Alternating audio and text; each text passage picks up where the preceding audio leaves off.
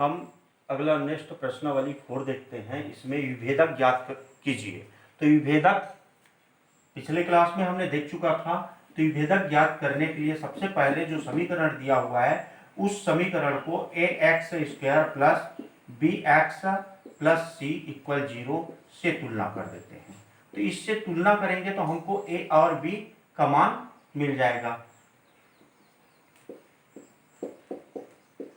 तो a equal √3, b equal 2√2, c equal -2√3।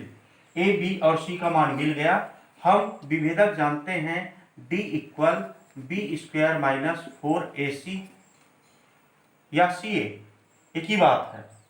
तो यहाँ पर मान रख देंगे। तो इक्वल होगा b, तो b का मान है 2√2, इसका स्क्वायर कर दिए, माइनस 4, a का मान √3 और c का मान -2√3 इक्वल, इसका स्क्वायर करेंगे तो 2 का स्क्वायर 4 हो गया, √2 का स्क्वायर 2 हो गया, तो 4 × 2 8 हो गया।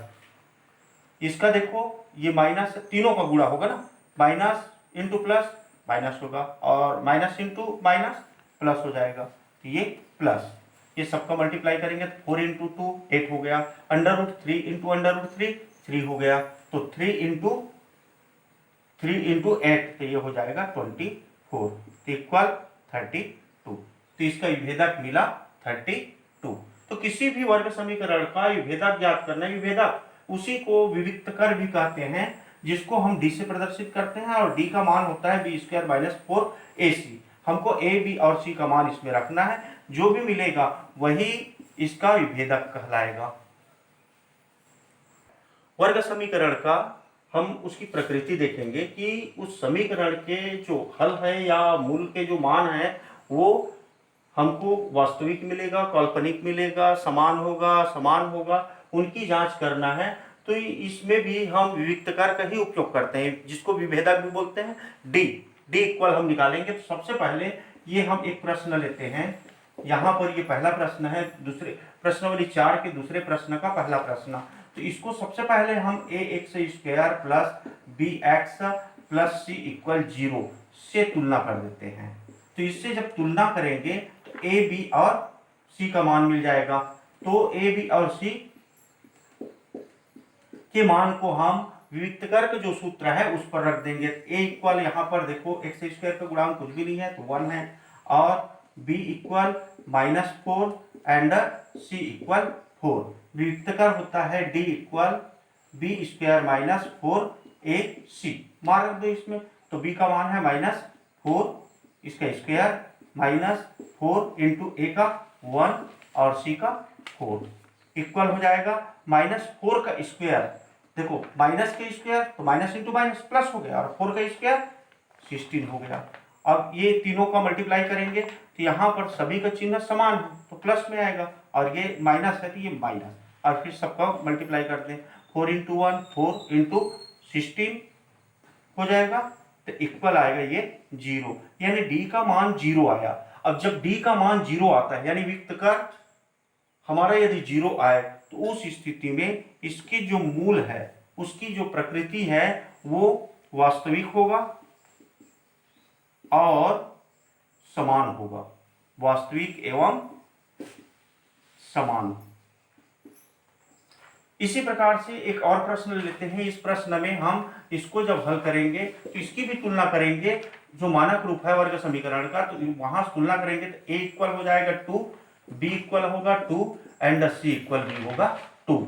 अब d equal b² minus 4ac, ये विविक्त कर का सूत्र है, इसमें मान रख देते हैं। b का मान है 2, तो 2 का स्क्वायर माइनस 4, a का मान 2, c का मान 2, तो इक्वल 2 का स्क्वायर 4 हो जाएगा और माइनस ये तीनों को मल्टीप्लाई हो जाएगा, तो 2 × 4 8, 8 × 2 16 होगा। इक्वल आया ये, देखो एक माइनस एक प्लस है तो माइनस वाला बड़ा है तो इसलिए आंसर माइनस में आएगा, और इससे इसको घटा देंगे तो ये आ जाएगा 12। d इक्वल आया -12 है। इसका मतलब d का मान 0 से छोटा है, और जब 0 से छोटा होता है d का मान तो उस स्थिति में इसके जो मूल हैं डी का मान शून्य से छोटा है, तो मूल जो होता है वो काल्पनिक होता है और साथ में असमान होता है। काल्पनिक और असमान यानी जो उनके मूल मिलेंगे, दो मूल मिलेंगे, अलग अलग रहेगा लेकिन वो काल्पनिक होगा। और यहां पर हमने देखा जीरो आया, जीरो में क्या होगा, दोनों मूल एक ही रहेगा, समान रहेगा, लेकिन वो वास्तविक संख्या होगा। ऐसी एक प्रश्न और ले लेते हैं, तीसरा प्रश्न है, यहां पर भी ए का मान है 1, एक्स स्क्वायर का गुणांक है वही ए का मान, और बी 2√5 एंड सी इक्वल 1। यहां डी का हम मान रख देंगे, तो डी का मान होता है B square minus 4ac, B 2√5 इसका स्क्वायर माइनस 4, ए का मान 1 एंड सी का मान भी 1, तो इक्वल हो जाएगा इसका स्क्वायर, तो 2 का स्क्वायर 4 हो गया, √5 का स्क्वायर 5 होगा, तो 5 × 4 तो ये हो जाएगा 20, माइनस इसका मल्टीप्लाई होगा, तो देखो ये सब समान चिन्ह है, प्लस में आएगा और ये माइनस है तो माइनस हो जाएगा, तो 4 आ जाएगा, तो इक्वल आएगा ये 16, यानी डी का मान 16 आया जो शून्य से बड़ा है। डी का मान शून्य से बड़ा है, और जब शून्य से बड़ा होता है तो उस स्थिति में इसके जो मूल हैं वो वास्तविक होगा और असमान होगा, वास्तविक और असमान। तो इस प्रकार से हम तीनों कंडीशन देख लिए, डी का मान शून्य, डी शून्य से कम, डी का मान शून्य से अधिक। तो जब भी शून्य के बराबर होगा तो दोनों मूल समान होंगे और वास्तविक होगा, वैसे ही जब शून्य से बड़ा होगा तो असमान होगा और वास्तविक होगा, जब वो शून्य से छोटा होगा तभी उसका मान काल्पनिक होंगे।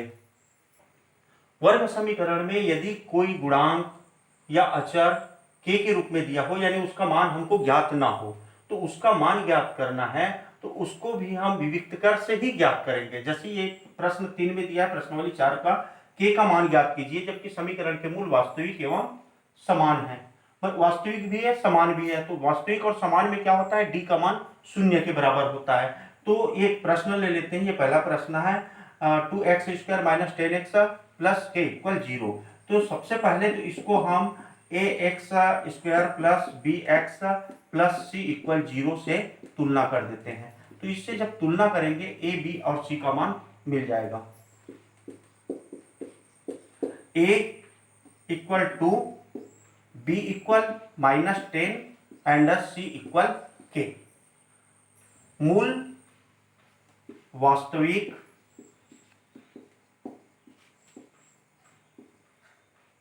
व समान, तो वास्तविक और समान है तो d इक्वल क्या होता है, 0 होता है, यानी d equal b² minus 4ac, तो यहां पर b² माइनस 4ac इक्वल 0 होगा जब मूल वास्तविक व समान होगा। तो अब यहां मान रख देते हैं b -10² माइनस 4, a का मान 2 और c का k, तो इक्वल 0।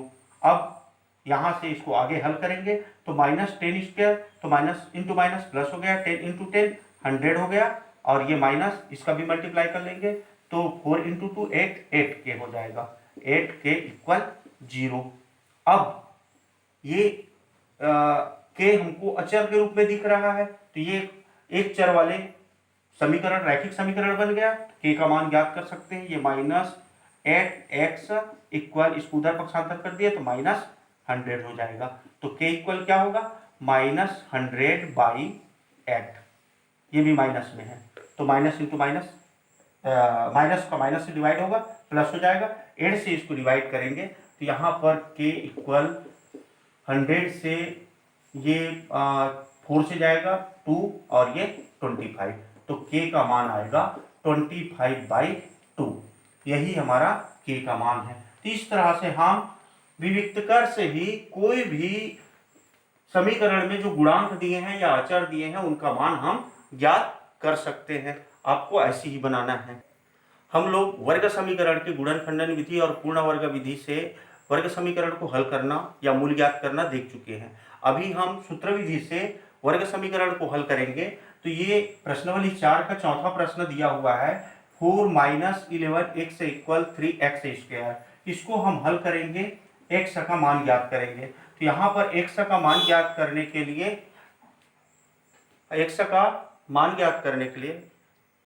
तो ये प्रश्न को हम सूत्र के सहायता से हल करेंगे। तो यहाँ पर देखो ये वर्ग समीकरण जैसे नहीं दिख रहा है, मतलब उसके जो मानक रूप हैं। तो सबसे पहले तो इसको हम उसके मानक रूप में लिख लेंगे। तो इसको एक तरफ, सारे जितने पद है एक तरफ ले आते हैं, तो ये हो जाएगा, इसको पक्षांतर कर दिए उधर, तो यहाँ पर 0 बच गया, 0 equal 3x²।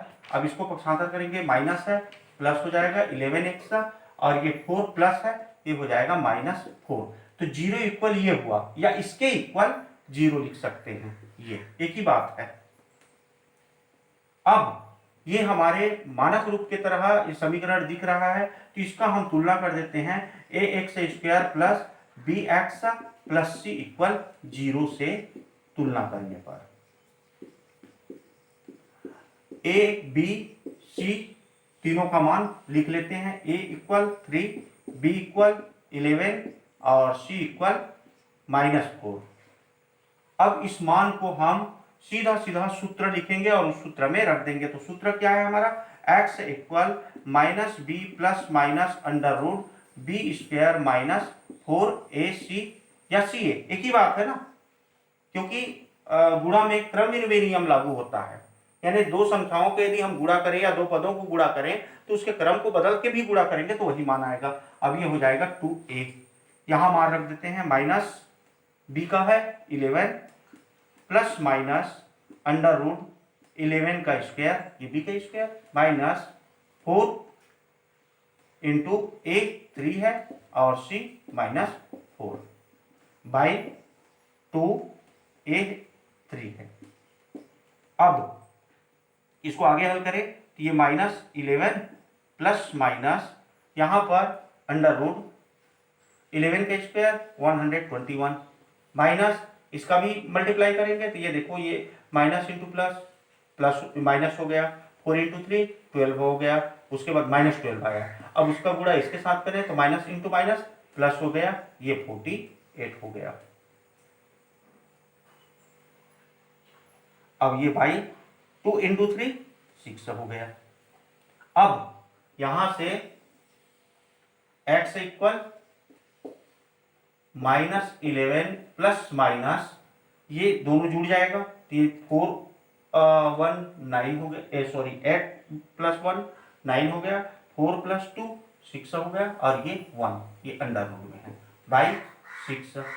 x equal -11 plus minus, ये इसका स्क्वायर रूट होगा 169 का 13 बाई 6। अब यहाँ देखो ये प्लस और माइनस दो चिन्ह मिले हैं, तो हमको क्या करना है, एक बार प्लस चिन्ह ले लेना है। तो प्लस चिन्ह लेने पर और उसी प्रकार से माइनस चिन्ह लेने पर, तो प्लस चिन्ह लेंगे तो x equal -11 plus 13 by 6। x equal, ये देखो एक माइनस है एक प्लस है, घट जाएगा, प्लस वाला बड़ा है तो ये आएगा 2/6 इक्वल, दोनों कट जाएगा तो 1/3 हुआ। वैसे माइनस चिन्ह लेने पर इस चिन्ह को हम माइनस को लेंगे तो x इक्वल -11 माइनस 13/6 इक्वल, दोनों माइनस माइनस है, माइनस करके दोनों को जोड़ देंगे तो ये आ जाएगा 24/6।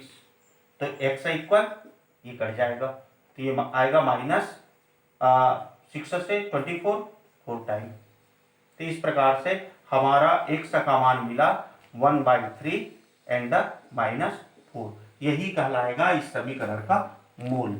इस तरह से हम सारे प्रश्नों को सूत्र में सीधा मान रख के हल करेंगे और उस समीकरण का हल ज्ञात करेंगे, या उसी को भी उस समीकरण का मूल भी कहते हैं जो x का मान होता है।